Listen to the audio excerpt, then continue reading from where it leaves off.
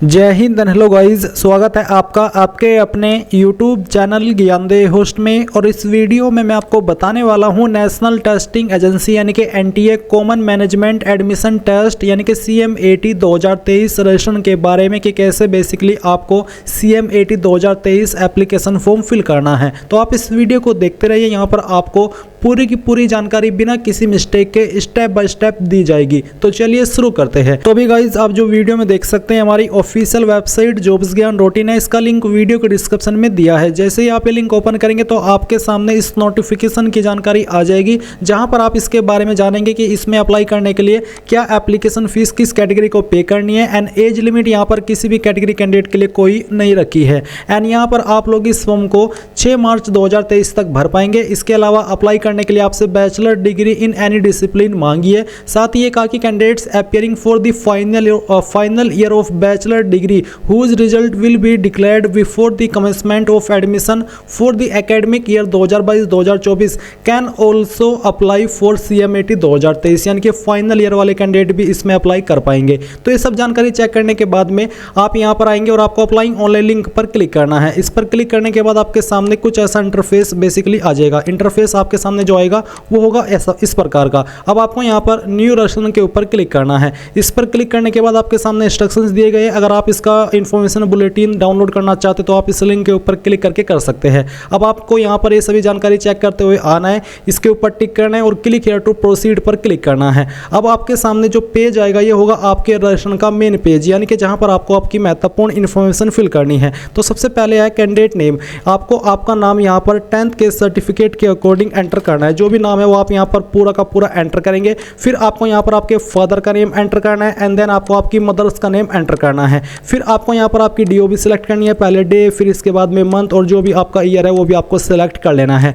Gender आप यहाँ से सिलेक्ट करेंगे, मेल फीमेल या फिर थर्ड जेंडर जो भी है वो आपको सिलेक्ट करना है। आइडेंटिटी टाइप आपको यहाँ पर इनमें से कोई एक ID सेलेक्ट कर लेनी है। जो भी ID आप सेलेक्ट कर रहे हैं उसी का नंबर फिर आपको आइडेंटिफिकेशन नंबर के अंदर एंटर करना है। इसके बाद है आपका प्रेजेंट एड्रेस। तो जो भी आपका प्रेजेंट एड्रेस है वो आपको यहाँ पर फिल करना है, जैसे कि प्रीमिसेस नंबर नेम जो भी है आपके एड्रेस के अकॉर्डिंग वो आप यहाँ पर लिखेंगे। सब लोकेलिटी वाला ऑप्शन ऑप्शनल है, यानी कि खाली छोड़ना चाहे इसको आप छोड़ सकते हैं एंड अगर भरना चाहे तो भर सकते हैं। इसके बाद लोकेलिटी आपकी क्या है उसका नाम आपको यहाँ पर एंटर करना है। कंट्री आप इंडिया सेलेक्ट कर लेंगे। स्टेट आपकी जो भी है वो स्टेट आप यहाँ पर सिलेक्ट के ऊपर क्लिक करके अपनी सिलेक्ट कर लेंगे। फिर उस स्टेट के अंदर जो कि आपने यहाँ पर सिलेक्ट किया है उसमें आपकी कौन सी डिस्ट्रिक्ट है आपको आपकी डिस्ट्रिक्ट सिलेक्ट कर लेनी है। एंड फिर जो आपका पिन कोड है वो भी आपको यहाँ पर एंटर कर देना है। इसके बाद आप यहाँ पर आपकी ईमेल ID एंटर करेंगे जो कि वैलिड होनी चाहिए, क्योंकि इसके ऊपर अभी OTP वेरिफिकेशन किया जाएगा, इसलिए आपको इस ईमेल का पासवर्ड भी पता होना चाहिए ताकि आप इसको एक्सेस कर सके।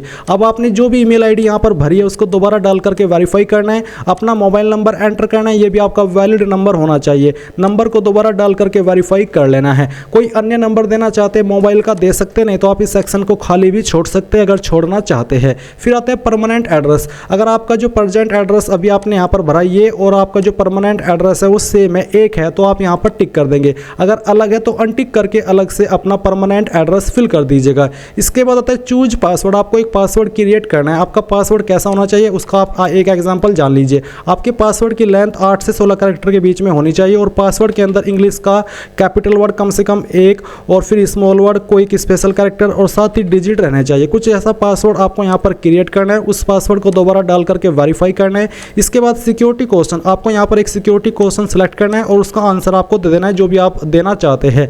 एंड ये आंसर आपको तब काम आएगा जब आप अपना पासवर्ड भूल जाएंगे और आप उसको रिकवर करने की कोशिश करेंगे। तो ऐसे में आपको इसी क्वेश्चन का आंसर दे करके जो कि अभी आपने आंसर दिया है आप अपने पासवर्ड को रिकवर कर पाएंगे। अब ये आप सिक्योरिटी पिन एंटर करेंगे, सभी जानकारी को चेक करेंगे और सबमिट के ऊपर क्लिक करेंगे। अब आपके सामने यहाँ पर रिव्यू पेज आ चुका है, यानी कि जितनी भी जानकारी आपने भरी है आप यहाँ पर इन सभी को वेरीफाई करेंगे ऊपर की तरफ स्क्रॉल करके। और स्क्रॉल करने के बाद जब आप सभी जानकारी वेरीफाई कर ले तब आपको यहाँ पर टिक करना है कि मैंने अपना नाम, पिता का नाम, माता का नाम, जन्म तिथि, ईमेल ID, मोबाइल नंबर, आपका एड्रेस, जेंडर ये सभी वेरीफाई कर लिया है। फिर आप आई एग्री के ऊपर क्लिक करेंगे एंड आपको सबमिट एंड सेंड OTP इसके ऊपर क्लिक करना है। अब गाइज आपने जो नंबर यहाँ पर फिल किया था उसके ऊपर OTP गया होगा, वो OTP यहाँ पर आपको डालना है और सबमिट रजिस्ट्रेशन फॉर्म इसके ऊपर क्लिक करना है। अब आप यहाँ पर देखेंगे कि आपके सामने आपका डैशबोर्ड आ चुका है। अभी आपको यहाँ पर कोई भी जानकारी फिल करने से पहले क्या करना है, आपकी ईमेल ID वेरीफाई करनी है। तो आपको वेरीफाई ईमेल आईडी के ऊपर क्लिक करना है।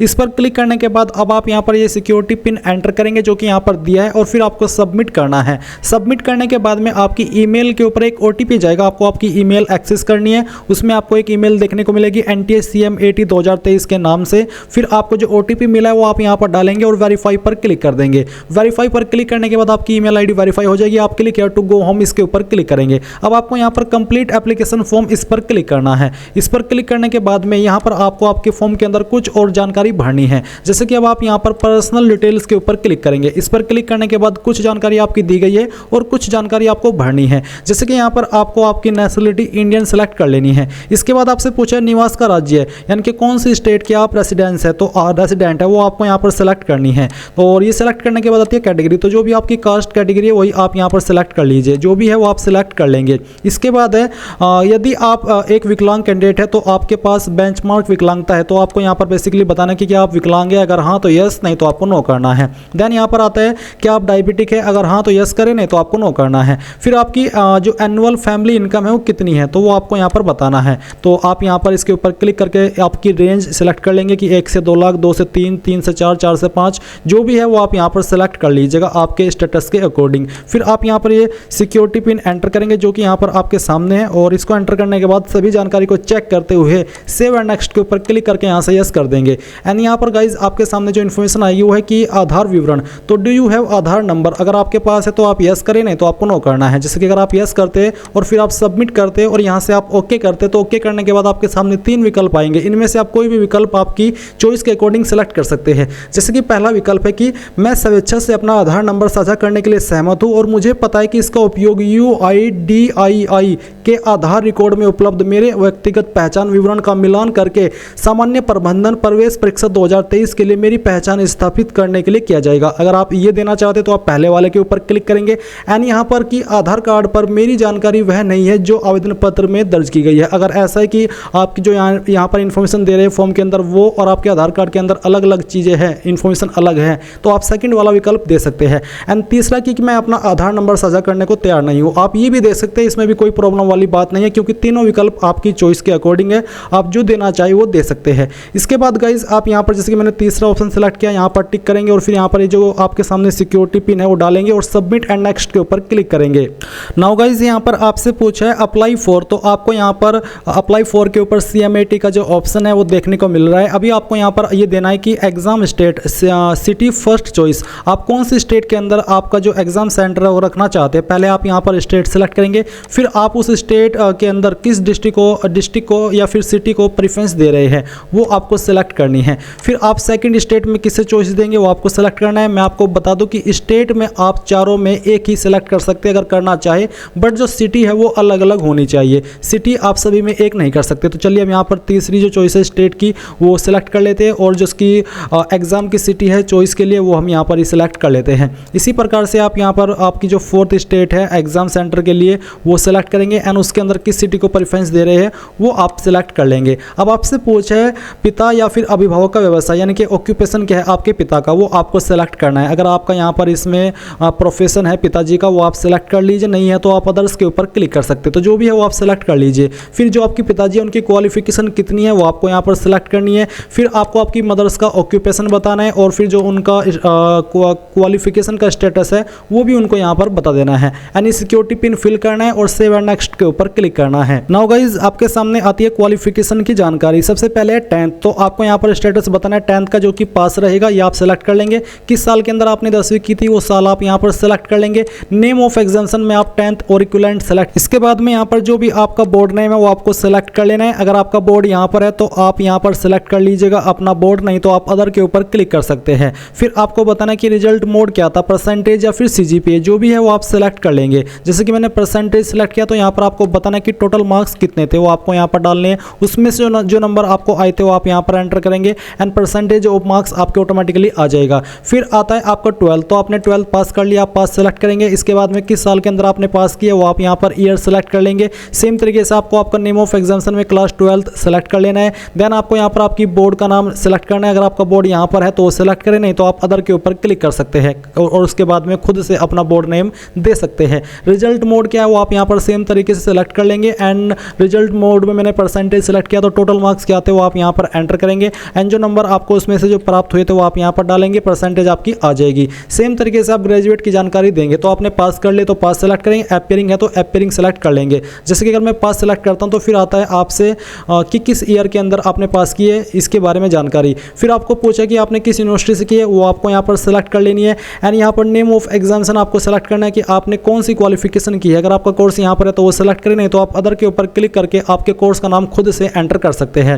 एंड फिर आपका रिजल्ट मोड क्या था वो आप सेलेक्ट कर लेंगे, जिसकी परसेंटेज है तो परसेंटेज आपके यहाँ पर टोटल मार्क्स क्या थे सभी ईयर के मिला करके वो आप यहाँ पर एंटर करेंगे। जैसे कि मैं आपको एग्जाम्पल के लिए नंबर यहाँ पर फिल करके दिखा रहा हूँ, आपको आपके रियल नंबर ही फिल करने हैं। तो हम ये नंबर यहाँ पर इस तरह से फिल कर देते हैं और परसेंटेज आपकी आ जाएगी। अब आप यहाँ पर ये सिक्योरिटी पिन फिल करेंगे एंड सेव एंड नेक्स्ट के ऊपर क्लिक करेंगे। अब आपको यहाँ पर डॉक्यूमेंट अपलोड करने जिसमें कि आपका फोटो और साइन अपलोड करना है। फोटो का साइज 10 से 200 KB और फॉर्मेट JPG का, और सिग्नेचर का साइज 4 से 30 KB के बीच में रहना चाहिए। तो आपको चूज फाइल के ऊपर क्लिक करना है, जहाँ पर भी आपकी फोटो फाइल है वो आपको यहाँ पर सेलेक्ट करनी है और इसको ओपन कर लेना है। तो आपका फोटो इस तरह से आ जाएगा। अगर आप इसको यहाँ से क्रॉप करना चाहते हैं तो कर सकते हैं, नहीं तो आप अपलोड ओरिजिनल के ऊपर क्लिक करेंगे और अपलोड के ऊपर क्लिक करके फाइल को अपलोड कर देंगे। एंड इसके बाद में आप देखेंगे कि आपकी फाइल अपलोडेड हो चुकी है सक्सेसफुली। अब आप यहाँ से इसको ओके करेंगे और आप अपलोडेड डॉक्यूमेंट के ऊपर क्लिक करके उसको दोबारा से वेरीफाई भी कर सकते हैं। अब आपको चूज फाइल के ऊपर क्लिक करना है, जहाँ पर आपकी सिग्नेचर की फाइल है वो सिलेक्ट करनी है, यहाँ से ओपन करनी है। सेम तरीके से अगर आप एज इट इज इसको अपलोड करना चाहते तो अपलोड ओरिजिनल के ऊपर क्लिक करके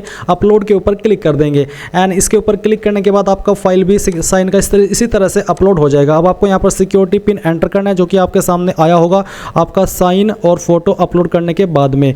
ये करने के बाद आप यहाँ पर सेव एंड नेक्स्ट के ऊपर क्लिक करेंगे और यहाँ से यस कर देंगे। यस करने के बाद में आपके सामने आपके फॉर्म का जो प्रीव्यू है वो आ जाएगा, यानी कि आपने शुरू से लेकर के अभी तक जो भी जानकारी भरी है वो आप यहाँ पर वेरीफाई कर पाएंगे। अगर आपको लगता है कि कहीं पर अभी भी कोई जानकारी गलत हो गई है तो आप यहाँ पर उसको एडिट कर सकते हैं, नहीं तो आपको पूरी जानकारी चेक करते हुए आनी है। और आने के बाद में आप यहाँ पर आपका नाम, पिता का नाम, माता का नाम, कैटेगरी, आपकी qualification detail, examination city, gender, आपकी PWD category, date of birth, ये सभी के ऊपर टिक करके इनको डबल वेरीफाई कर देंगे कि हाँ ये सभी जानकारी सही है, मैंने इनको चेक कर लिया है। फिर आप आई एग्री के ऊपर क्लिक करके फाइनल सबमिशन ऑफ एप्लीकेशन के ऊपर क्लिक करेंगे और यहाँ से आप यस कर देंगे। यस करने के बाद में आपको पेमेंट के पेज पर ट्रांसफर किया जाएगा। अब आप यहाँ पर जिस भी माध्यम से चाहे उसका इस्तेमाल करके अपनी एप्लीकेशन फीस जमा कर सकते हैं। एंड जैसे ही आप यहाँ पर अपनी एप्लीकेशन फीस जमा करेंगे पे एग्जामिनेशन फी के ऊपर क्लिक करके, तो आप यहाँ पर अपने फॉर्म का फाइनल प्रिंट आउट ले पाएंगे। और गाइज इस प्रकार से आप लोग CMAT 2023 ऑनलाइन फॉर्म को भर पाएंगे। आई होप ये प्रोसेस आपको पसंद आया होगा। So thanks for watching. जय हिंद।